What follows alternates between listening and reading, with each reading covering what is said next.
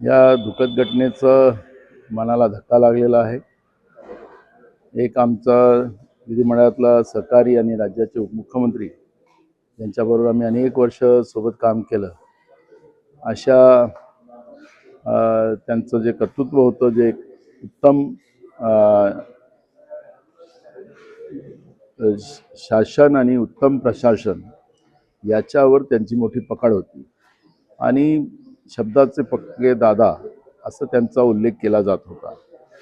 असं एक विजन असलेलं व्यक्तिमत्व आज महाराष्ट्राच्या राजकारणातून हरपल्यामुळे महाराष्ट्राच्या ज्यांना विजन होतं असं एक व्यक्तिमत्व हरपल्यामुळे महाराष्ट्रालाच मोठ्या प्रमाणात त्यांच्या गेल्याचं दुःख झालेलं आहे। अशा या आमच्या सहकारी अजितदादांना त्यांच्या परिवाराला जे दुःख झालेलं आहे त्यांना ईश्वर हे दुःख सहन करण्याची क्षमता प्रदान करो। मी त्यांना काँग्रेस पक्षाच्या वतीनं त्यांना श्रद्धांजली वाहतो।